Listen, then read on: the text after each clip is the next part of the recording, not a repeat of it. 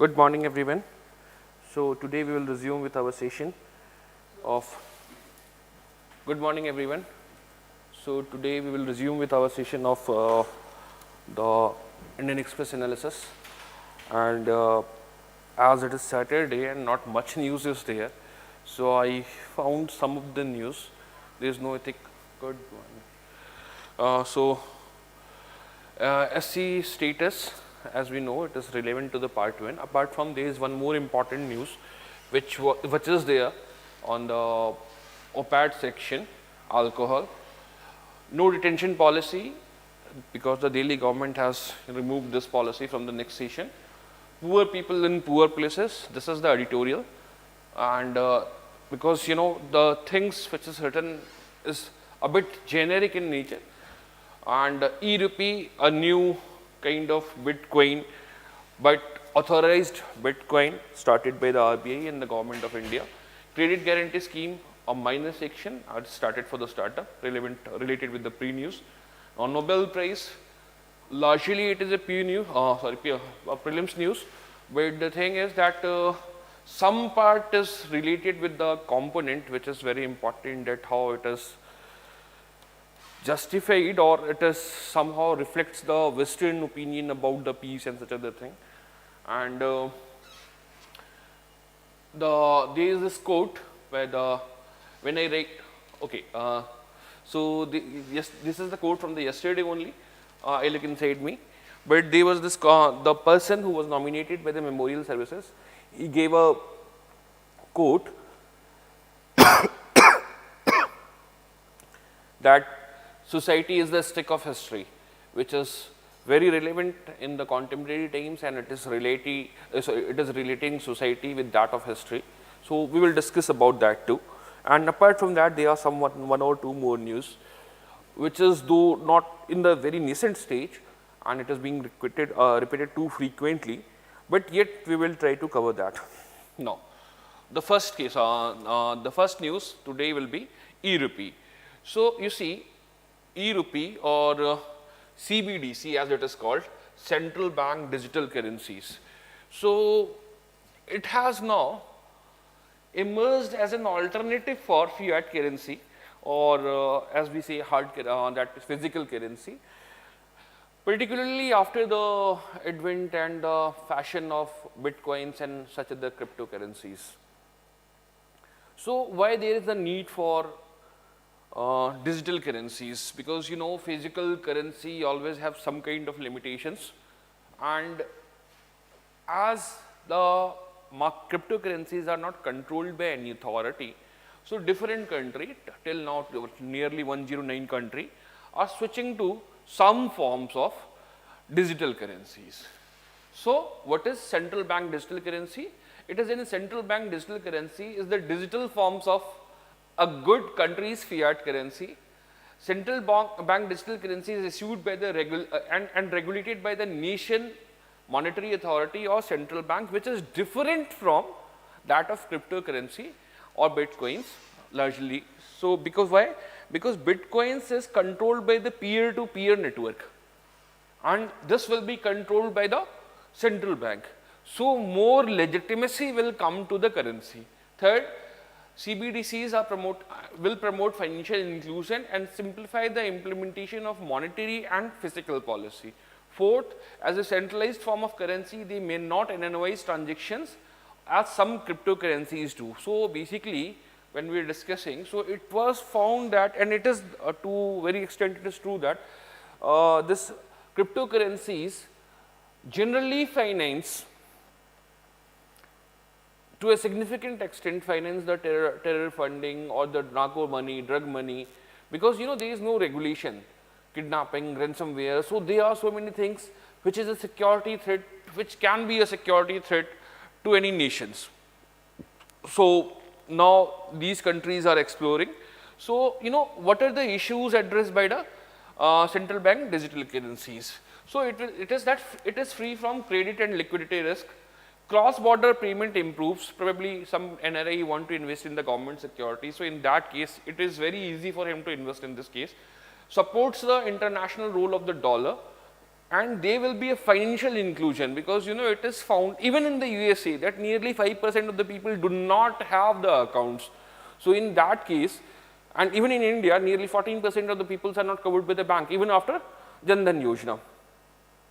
So in that Jan Dhan Yojana and Jam Trinity, so even in that case, you see that financial inclusion is a risk. So digital currency in that case can provide as a solution for the financial inclusion. Expense access to the general public, which is the repetition and continuation of the same point. Further, there are so many things which are still challenging in the case of central bank digital currencies, that financial structure changes. We are not sure that how the money will land up, and even if somebody is given the token currency, then how he will use it. So financial system stability is still not perceived, and there are some forms of the central bank digital currencies, CBDCs, which we will able to address, and we will see privacy and protection, monetary policy influence. Then what will be the impact? Right now it is not clear. And cyber security, because there are always threats of the cyber security, mobile phone hacking and such other things. So you see, there are two types of CBDCs. One is wholesale CBDCs when it is invested in the government, and other is retail CBDCs. Retail CBDCs are the government-backed digital currencies used by the consumer and business.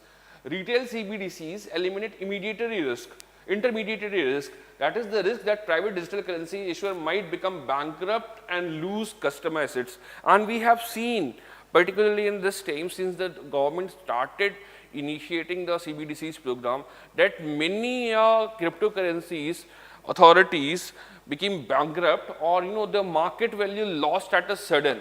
There is a continuous fluctuation of nearly 100% in a single day and within some hours, particularly the Luna currency which we are talking about.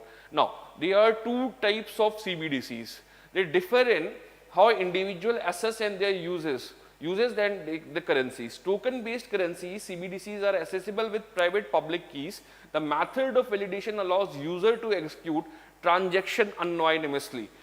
Account based retail CBDCs require digital identification to an account. So you see that token based, the QR code will be sent and you will be accessing the QR code, and similarly you will be making the transaction.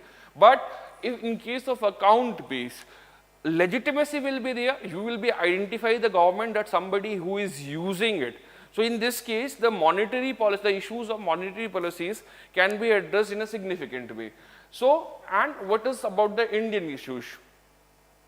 You see, Indian E-Rupee will be a cashless and contactless method for digital payment. It is a quick response code or SMS string based e-voucher which is altered to the mobile, which will be sent to the mobile user. The user will be able to redeem the voucher without needing a card, digital payment app or internet banking access. Again, both types of digital currencies are being used at the service provider. It connects the sponsors of the services with the beneficiary and service provider in a digital mode without any physical interface. So you see that with the rise of digital payments, and yesterday we talked about the super apps, so there is the interface, and the need for intermediary banks has decreased. Even if you are feeling that with UPI and internet banking, the frequency of visiting the bank has decreased. Now, largely the payments are made with the UPI. So, just think about it, when there will be digital currency, then what will be the role of the intermediary banks? So, this system will be prepaid in nature and hence assure timely payment service provider without involvement of any intermediaries. That was the part about the E-Rupees. Now, what is the advantage, benefits of future of digital currencies in India? According to Reserve Bank of India, there are at least 4 reasons why digital currencies are expected to do well in India. Increased penetration, there is an increase in penetration of digital payment in the country that exists alongside sustained interest in the cash users, especially for small value transaction. And it is very interesting to note that the payment aggregators app who charges the payment like MasterCard and Visa card are generally criticizing the UPI methods and payment structure, because they are saying that Indian government is imposing and promoting the UPI because their charges, their margins are decreasing. And it is a good thing that we have cracked the complete UPI code, and our cashless transaction is far better than any other developed countries. This is one of the important parts. Yet there are some cyber security threats still remain. So this is the issues that the intermediaries like MasterCard and the Visa card, their role will decrease. Second, high currency to GDP ratio. India's high currency to gross domestic product ratio holds out another benefits for the CBDCs. So as it will improve the positions and the condition of MSMEs and all the investment issues also. Cash to GDP ratios or currency in circulation to GDP ratios, simply currency to GDP ratio shows that the value of cash in circulation as a ratio to GDP. So everything is positive in case of India. Spread of the virtual currencies. The spread of the virtual currencies such as Bitcoin and Ethereum may be yet another reason why CBDCs become important from the point of view of the central bank, because that right now it is not regulated by the central bank. See, there is one more important thing, and this thing is about the money. See, money is not only money. Money can be visualized or can be seen at three levels. It is a system of exchange, we all know that. But at the same time, it also includes the element of trust. Trust, because you will accept the currency only if you know that it is valid. So the part about cryptocurrency is that the issue of trust is not there. And in the case of digital currencies, it will percolate down to the last individual, that how the trust is there by the central government. In case of India, it is RBI, but trust will be there. So that is an important part which will be promoted by the CBDCs, will act as a cushion. Central bank digital currencies might also act as a cushion in the general public in environment of volatile private virtual currencies. This is the point I was repeating, that it will act as a tool for the trust. Now there is this another news on the first page, that name your successor, Law Minister's right to CGI, windows for Coliseum he hates is closing, because he is about to retire, which we have discussed in the previous class. I believe that on 4th of October class, that what is the procedures and the process for appointing a CGI, and in this case the senior most judges is there, and as the Justice Chandrachud is the senior most judge, so naturally he will be able to succeed. But because as Justice UA Lalit was about to get the 4 judges' names, so Collegium, because he will be retiring on 10th of November, so on 10th of October, on the day Dasara courts, after the vacation of Dasara, when the court will open, so it is a bit natural that Justice Chandrachud will succeed, but yet it remains to be seen. So it is in the developing phase, and only after that this news will be taken. But there is another report, ex-CGI named head of the panel on ST status for the Dalit converts. Now there is this PIL in the Supreme Court of India by the National Commission for Dalit Christians, which is saying that the Dalit Christians should be accorded the SC status, which is only available till now to the Hindus, Sikhs and Buddhists. So they are saying that even the Pasmandas Muslims who are really backward and their social status is not that good, even after conversion to the Islam or Christianity, their position hasn't improved to a significant extent. So in this case, a committee is appointed, headed by the government, this committee is there by the government of India, headed by the Justice Balakrishnan, KG Balakrishnan, to look into the issues of reservation to Dalits. So you see, there are 3 things that has to be understood here, that the first order was issued in 1950 under the provision this covered only the Hindus. Now an order was issued in 1956 including Sikhs of Dalit origin, and in 1990s the government acceded to include the Buddhists of Dalit origin among the beneficiaries of the SC quota. What was given, that somehow both Buddhism and Sikhism are the part of the larger Hindu system. So as and when they converted to these religions, so they carried their interest or carried their culture with them. So that's why, because they are the part of the larger Hindu system, that's why SC status should be accorded as their economic, as their social condition is not that good. And the same is not true for the Islam or for that of Christianity, because these religions do not discriminate based on such kind of issues. So Christianity, egalitarian is the philosophy that is followed by the Islam, and same is true with the Christianity also. So these were the issue because of which Dalit status was not accorded to anyone except for the religion, which is except for the religion that emanated from or that derived from the Hinduism. Now, this is why this is said that religion-based pass does not apply for the converted STs and OBCs. It is only true for the SCs in case of India. But there is another notification by the DOPT which says that the person belonging to scheduled tribe is independent of his or her religion, and that's why the Christian quota is applied to the even in the STs they are and even in the Muslims there will be so many STs who are tribals. And as we have seen day before yesterday, that this was the news which is creating a movement in the Jammu and Kashmir. Pahadis are being accorded the ST status, and this is being opposed by the Bakkawals and Gujars, because largely they are the Muslims. So, but there are so many commissions and committee which recommended that this reservation should be given to the SCs in Islam and Christianity, because they are the conditions, social condition is not that good. For example, in Kerala, there will be Dalit Christians who will only marry in the Dalit Christians. So that endogamy, that was the system of the Hinduism, is being translated or is prevailing in the even in the Christianity or the Muslims. So the commission recommended that the SC status should be completely delinked from the religion, and scheduled caste should be made fully religion natural like the scheduled tribes.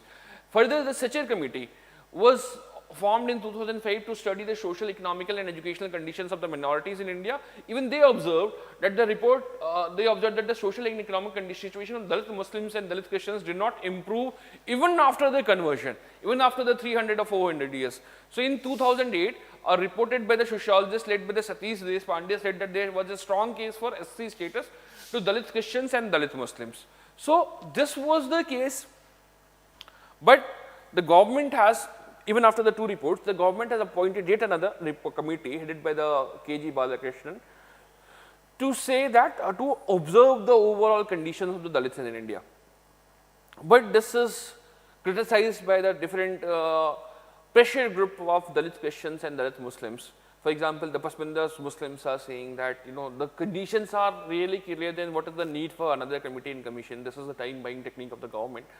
But you see that there is a PIL pending and this matter is sub judice and it will evolve. But right now the condition is this, that you have to remember that there was this Sachar committee report as well as Rangnath Mishra committee report, who observed that because of their inferior social conditions and even after the conversion the conditions hasn't improved, so it should be accorded to both these communities.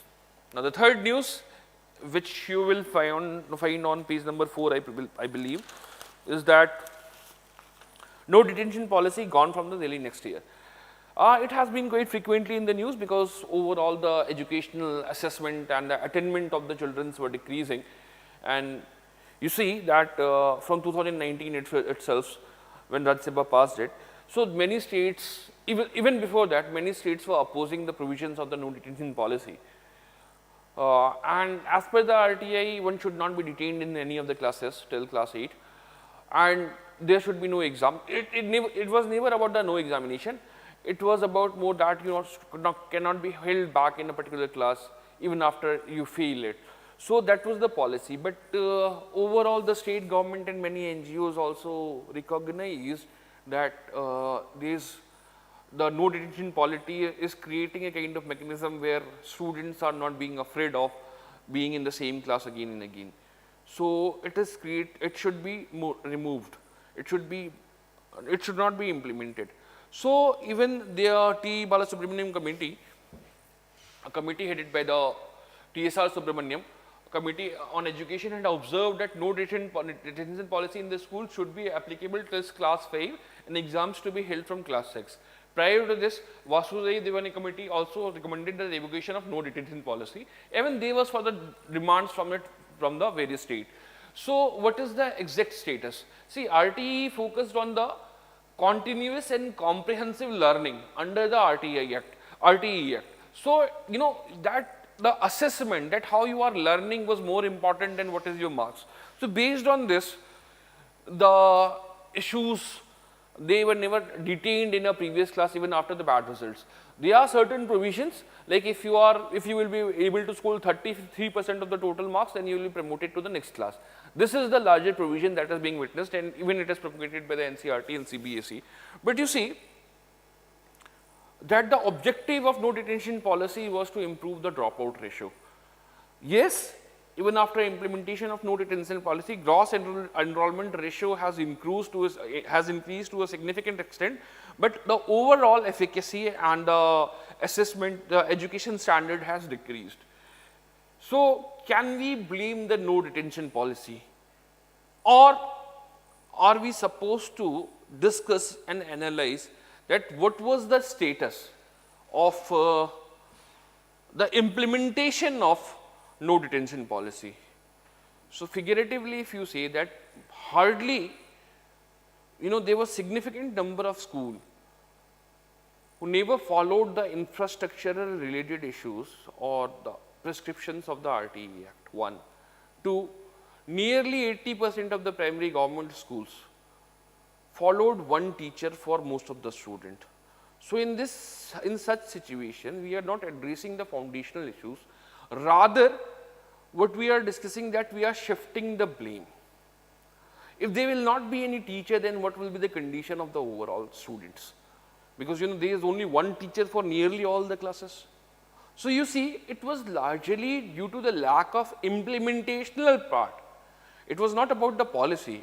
It was the lack of the implementational part which is creating the condition for the withdrawal. State is just shifting away the responsibility. Yes, there are positives and negative sides, but you see that it is imperative that at least there should be the infrastructure, required infrastructure, both physical and human infrastructure should be there, so the assessment can increase. So, you see that, you know, day before yesterday we were discussing about the model of governance in Maharashtra, Sagli model, where the mothers were also started or, you know, included in the volunteer program. So, such initiative can be replicated all across the India, so that the physical infrastructure can improve. But yes, it is a reality. There are certain eventualities even in that some states are following that any children should not be detained till class 5. But I believe that most of the private schools are not doing it. So, this is the case that is important, particularly related with the paper 2 essay and paper 1 to some extent also. Now,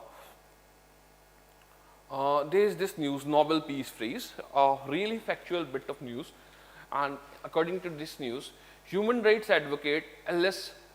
Bielsky from Belarus, Russian Human Rights Organization Memorial, Ukrainian Human Rights Group Center for Civil Liberties were declared the joint winners of the 2022 Nobel Peace Prize for their efforts to document human rights abuses. It is clear that, you know, they are recorded, but nearly all of the groups are somehow against the dictatorial and authoritarian government. For example, L.S. Bielsky was against the Belarusian president, and because, you know, since the independence of the Belarus, he is proclaiming himself as the last dictator of the Europe. So, you see, and he is very close to Putin. Even in the Ukraine, Belarus sent their troops to fight alongside the Russians. So, and further the Russian Human Rights Organization Memorial. So, it started during the era of Mikhail Gorbachev. Mikhail Gorbachev, as we know, died a few days back, and he was the person who was responsible for the disintegration, largely we can say that, disintegration of the USSR, because and in certain extent of the certain groups of the Russia, he is considered as close to USA. So, this organization was started back then, and it criticized the Stalinian approach for the development of the nation, a forced and commanding approach where so many peoples were killed. So, this memorial organizations also highlighted the atrocities and the dereliction of the human right by the state government. So, a significant groups of their persons or significant number of their persons are being jailed after this announcement. There was this further the third group, Ukrainian Human Rights Group Center for Civil Liberties, as the name itself is very clear. They are also involved in the human rights activities. The thing is that this prize was announced on the birthday of the Vladimir Putin, and this is completely dictated as you see largely because it is decided by the Nobel is the parliament. So, you see that peace prize generally reflects the view of the Western opinion. So, the efficacy of the peace prize and the independence of the Nobel committee in deciding the peace prize is always questioned.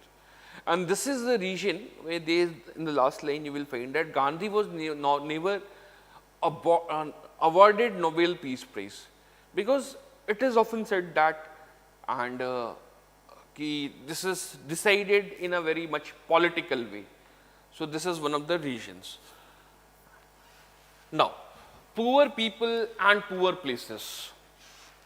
This is the article which you will find on open editorial pages, and largely the theme of this article is that you see they are saying that it is the policy distortions which are creating the poor people. So, the focus should be upon improving the infrastructure and making a particular area very rich, so that overall productivity of the person increases, earning of the person increases, and such thing will happen. For example, this article Manish Sabharwal and Mohandas Pai are highlighting upon the issues that a person who is moving from Kanpur to Bangalore is likely to earn 3 times more in Bangalore rather than in Kanpur as compared to Kanpur. And the same is, if that person moves to Switzerland, he is likely to earn 20 times more than what he was earning in Bangalore. So, according to this analogy, if a place is developed, if the overall income capacity of the peoples are developed, so the overall conditions of the poverty will increase. There will be poverty, but it will not be absolute poverty, rather it will be a relative poverty. So, this was the whole point of the article, and he tried to analyze it in different sectors, that the city of Hyderabad is 4 times that of more GDP than the states of the Odisha combined, and the 4 times than state of the J&K combined, and it is 3 times more than that of Odisha.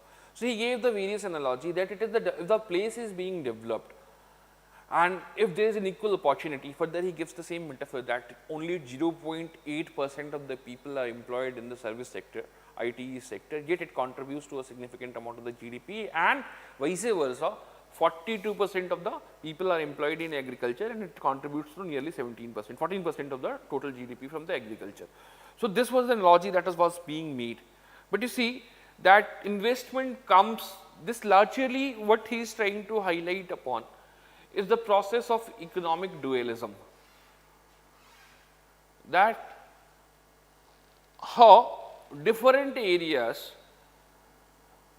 are developed and what is the impact on the overall situation. So, as we know about that that there was an economic survey report of 2019 and 18 which highlighted upon the development of group B, type 2B and type C cities, because living standard and living cost is low there, cost of living is low there, and it ultimately results in more saving and more investment. So, it will open up the more opportunities. So, this was the whole point of this article, that focus should be upon enabling approach, particularly related to the infrastructure and creation of more jobs. But from the last 2 classes, we have been discussing that this may or may not be the case. For example, he also talks about the tax cut to the corporates, that there is a tax cut to the corporates and results in more employment. But we talked about that during the years of the 2020, nearly 643 billionaires switched their residence to some other country for obvious tax saving purpose. So, if there will be not a financial investment along with the benefits to the rich, financial reinvestment, it will ultimately result in consolidation of the wealth in the hand of the rich itself. So, that was this whole point of the article. There are some factual informations which I already gave you, and apart from that, you can use it as a metaphor in the paper 2 and paper 3 papers along in the essays, but largely it is just a one-sided opinion. Now, there is this question, so this is this article on page number 11, a spirit of temperance. So, this person is highlighting or rather commenting on the paradox of alcohol, that though we are a nation from Gandhi and Gandhi was against the use of alcohol, but yet many of the state governments are addicted to the revenue generated by the alcohol.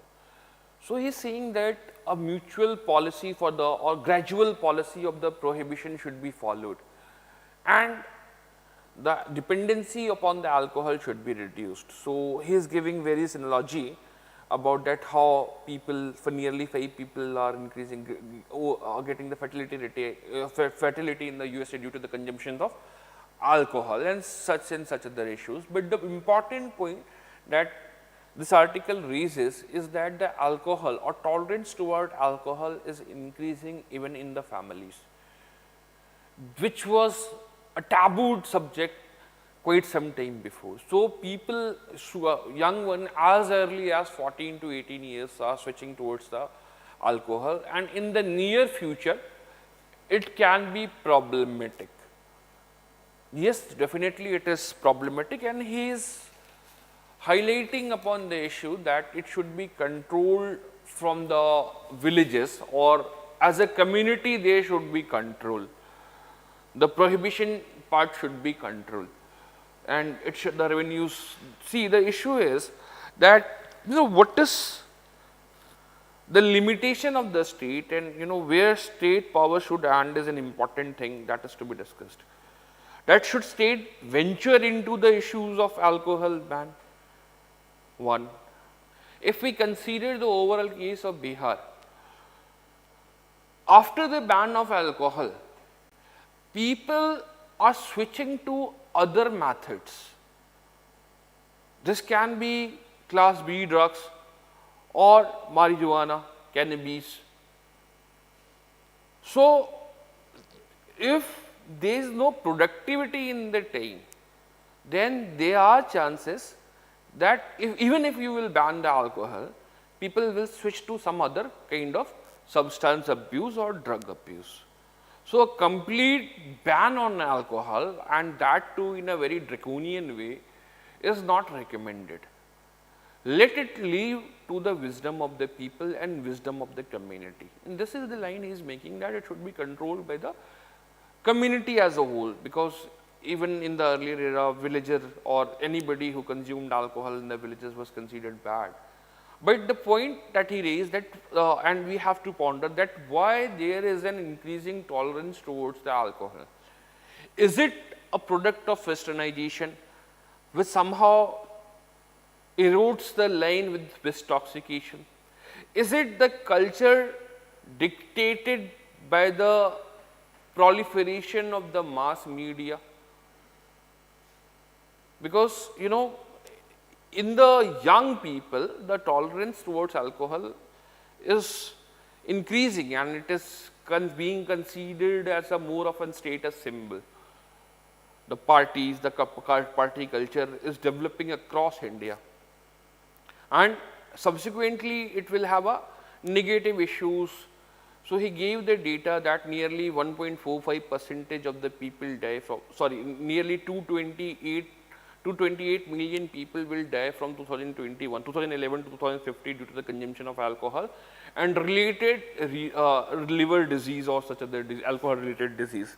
So it will significantly take a portion of GDP which is calculated to nearly 2.48%, and right now our expenditure in health is 1.1%. So he is trying to highlight these kind of paradoxes, but again there is a limit to the states venturing into the food habits or the bedroom practices of a particular individual or couple. So states should limit their role in this part also, context also. Now the next news in this case was, and largely there are political news apart from the news that that in the Kerala fishermen are appointing the port, creation of port, because they are saying that EIA should be established and the overall efficacy should be studied. So before creating or moving ahead with the ports in the Vizhigam, Kerala. So this was one of the news that can be used as a part about protest movement in India or the environmental concerns. And there is this last news, credit guarantee schemes. So due to the policies of the increased interest rate and COVID related issues, the credit guarantee scheme for startups will land nearly 10 crore without any collateral to the eligible borrower. So this move is aimed at supporting the startup that are hit hardly by the pandemic and are now going to be impacted further by the rising interest rate scenario, when liquidity is likely to be enabled to the new entrepreneurs. So this was the news, and this is related with the how that government of India is helping with the startup sector, and that how startup can improve the overall condition. Now the quote which we were discussing, the quote is a bit changed than what you are seeing right now. Society is the stick of history will be the topic of discussion today, that how society is the stick of history, that based on the notion of historical deprivation, a society develops. It is often said that we are still living in the era of colonial hangover. So based on the notion of a history, a society develops, and if there are historical wrongs, then there will be a stick which will be able to control the society. This can be one side of the view, but the other side of the view can be, like for example, how National Mandela went ahead and formed a rainbow nation where there was a place for the white, there was also place for white, and the blacks were said that they should tolerate or show tolerance towards the white population also. As against this, in rest of the Africa, largely the white population were persecuted, particularly in Zimbabwe. So we see that how if stick is used in a good way, then the society develops. But if the same stick is used in a dictatorial way, then there can be a lot of problems. So with that, we will conclude our discussion about this topic, because tomorrow will be Sunday, so there will be no news, Indian Express analysis, and the session will resume again on Monday itself. Thanks a lot.